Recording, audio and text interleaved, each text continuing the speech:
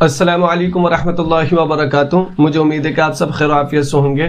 جیسے کہ آپ سب کو پتہ ہے کہ رمضان مبارک کا آخری عشرہ چل رہا ہے اور عید کو 2-3 دن رہ گئے ہیں۔ کئی سارے لوگوں کے بھائیوں کے کمنٹ آئے کہ بھائی کہ عید کی نماز کا طریقہ جو ہے وہ ہم سب کے سامنے آ جانا چاہیے تاکہ سب کو ذہن نشین ہو جائے، کیونکہ عید سال میں ایک بار تو آتی ہے، لوگ نماز کا طریقہ بھول جاتے ہیں، پھر واپسی وہی بات ہے کہ بھئی طریقہ سامنے آ جائے تو ذہن نشین ہو جائے گا۔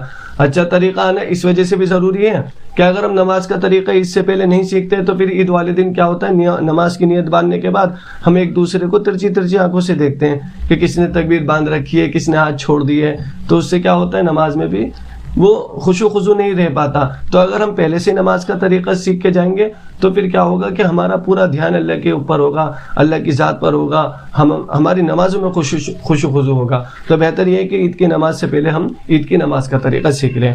اچھا، اس ویڈیو کے اندر جو نماز کا طریقہ سکھایا جائے گا وہ 4 اسٹیپ پر ہوگا۔ میں 4 اسٹیپ بتاؤں گا، سبق کی طرح چلیں گے ہم اسٹیپ بائی اسٹیپ کر کے۔ جو 4 اسٹیپ ہوں گے، 4 اسٹیپ ہوتے ہی ہماری نماز کا طریقہ مکمل ہو جائے گا۔ اسٹیپ نمبر 1 کہ بھئی عید کی نماز کس پر واجب ہے۔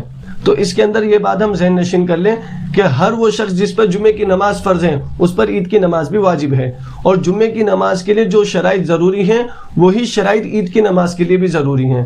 تو بھئی اتنی بات یاد رکھیں کہ جس شخص پر جمعہ کی نماز فرض ہے اس پر عید کی نماز بھی واجب ہے، جو شخص جمعے کی نماز پڑھتا ہے اس پر عید کی نماز پڑھنا بھی واجب ہے۔ ایک اسٹیپ۔ دوسرا اسٹیپ کہ بھئی عید کی نماز سے پہلے کیا کیا سنتیں ہیں جو رسول اللہ صلی اللہ علیہ وسلم سے ثابت ہیں۔ اس کے اندر یہ ہے کہ بھئی عید کی نماز سے پہلے کی جو سنتیں ہیں اس میں بہت چند سنتیں وہ میں آپ کو بتا دیتا ہوں، جیسے کہ بھئی غسل کرنا، مسواک کرنا، عمدہ لباس پہننا جو شریعت کے مطابق ہو، اور اسی طریقے سے کوئی میٹھی چیز کھانا، مثل کھجور ہو، مثل چھوارا ہو، اس طرح کی کوئی میٹھی چیزیں کھا لینا، یہ بھی سنت ہے۔ اور اللہ آپ کا بھلا کرے، عید کے لیے پیدل جانا، جب عید کی نماز کے لیے ہم جا رہے ہیں تو اسکوٹی بائک وغیرہ پہ نہ جائیں، پیدل جانا سنت ہے، تاکہ رسول اللہ صلی اللہ علیہ وسلم کی سنت پر زندہ ہو جائے اور اس پر عمل بھی ہو جائے۔ تو ہم عید کی نماز کے لیے پیدل جائیں، اسکوٹی بائک وغیرہ رکشے وغیرہ کا سہارا نہ لیں۔ اور عید کی نماز کی نماز سے پہلے کی سنتوں میں سے ایک یہ ہے کہ جب ہم عید کی نماز کے لیے جا رہے ہیں تو ایک راستے سے جائیں اور دوسرے راستے سے آئیں، یعنی جس راستے سے جا رہے ہیں اسی راستے سے واپس نہ آئیں، بہتر ہو کہ کوئی دوسرا راستہ گھر آنے کے لیے اختیار کر لیں۔ یہ بھی اللہ کے نبی صلی اللہ علیہ وسلم کی سنت ہے۔ اور صدقہ فطر ادا کرنا عید کی نماز سے پہلے، یہ بھی اللہ کے نبی صلی اللہ علیہ وسلم کی سنتوں میں سے ہیں۔ اور اسی طریقے سے تکبیر تشریق کا آہستہ پڑھنا، اللہ اکبر اللہ اکبر لا الہ الا اللہ اللہ اکبر اللہ اکبر وللہ الحمد، ان تکبیرات کو آہستہ آواز سے پڑھنا، اور بقرعید ہو تو بلند آواز سے پڑھنا، یہ مستحب ہے۔ اور خاص طور سے اس چیز کا بھی دھیان رکھنا کہ بھئی عید کی نماز سے پہلے کوئی نوافل نہ پڑھے، نہ گھر کے اندر نہ عیدگاہ کے اندر۔ عید سے پہلے کوئی بھی نوافل پڑھنا، عیدگاہ کے اندر ہو خواہ وہ گھر کے اندر ہو، دونوں جگہ پڑھنا مکروہ ہے۔ عید کی نماز پڑھ لی، عید کی نماز کے بعد بھی عیدگاہ کے اندر کوئی نوافل پڑھنا مکروہ ہے۔ گھر آئے جب پڑھ لے، کوئی جیسے ہے نا چاشت وغیرہ کی نماز پڑھنا چاہتا ہے تو اس وقت پڑھ لے۔ عید سے پہلے کوئی نماز نہیں ہے، صرف نماز فجر ہے عید کے دن، عید کی نماز فجر پڑھی اور پھر ڈائر نماز ہے۔ یہ ہو گیا دوسرا اسٹیپ۔ تیسرا اسٹیپ کیا ہے کہ بھئی عید کی نماز کا طریقہ۔ دیکھیں عید کی نماز کے طریقہ سادہ سا ہے کہ یہ نیت کر لیں کہ عید الفطر نماز واجب 6 زائد تکبیروں کے پیچھے اس امام کے میں نیت کرتا ہوں، آسان سے یہ لفظ۔ اور اگر کوئی شخص یہ الفاظ بھی نہ کہہ سکے، ادا نہ کر سکے، تو وہ خالی اتنی بھی نیت کر لے کہ میں عید الفطر کی نماز پڑھ رہا ہوں، دل میں اس کے خواہش اتنی ہی نیت ہے کہ میں تو عید کی نماز پڑھ رہا ہوں عید الفطر کی، تو یہ نیت ہونا بھی کافی ہو جائے گا۔ یہ ہو گیا اسٹیپ نمبر 3۔ اب ہو گیا بچا چوتھا اسٹیپ کہ عید کی نماز کا طریقہ۔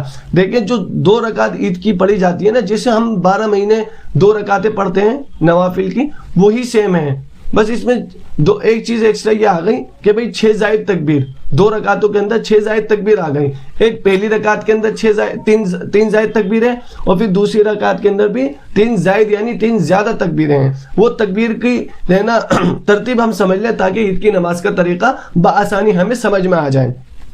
جب امام نے کہا اللہ اکبر عید کی نماز کے لیے اور اس نے نیت باندھ لی، ثنا پڑھی، ثنا پڑھنے کے بعد امام 3 تکبیر کہے گا۔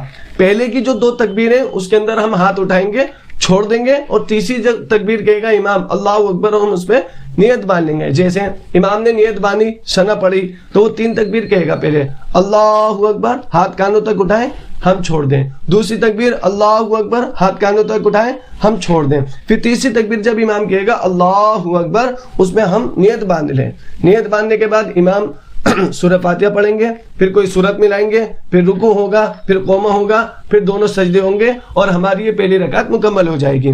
اس کے بعد جب امام دوسری رکعت کی جانب کھڑے ہوں گے تو امام صاحب پہلے سورہ فاتحہ پڑھیں گے, پھر کوئی سورت ملائیں گے. سورت ملانے کے بعد پھر 3 زائد تکبیر ہوں گی. وہ 3 زائد تکبیر کیا ہوگی؟ امام کہے گا اللہ اکبر, ہاتھ کانوں تک اٹھائیں گے, چھوڑ دیں گے. پھر امام کہے گا اللہ اکبر, ہاتھ کانوں تک اٹھائیں گے, چھوڑ دیں گے. پھر تیسری تکبیر امام کہے گا اللہ اکبر, ہاتھ کانوں تک اٹھائیں گے, چھوڑ دیں گے.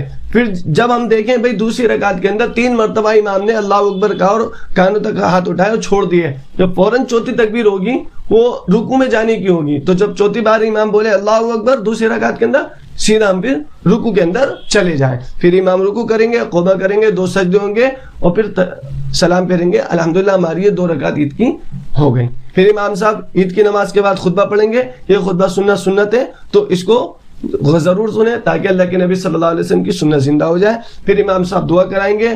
تو آپ سے درخواست ہے کہ بھئی پورے عالم کے لیے دعا کریں اپنی دعاؤں میں, کہ بھئی جیسے پورے ہے نا دنیا کے اندر حالات خراب ہیں, تو سب کے لیے اللہ ایمان کی, جان کی, مال کی, عزت کی, آبرو کی, اللہ سب کی حفاظت فرمائے. اللہ دنیا کے اندر امن و امان کا ماحول قائم رکھیں.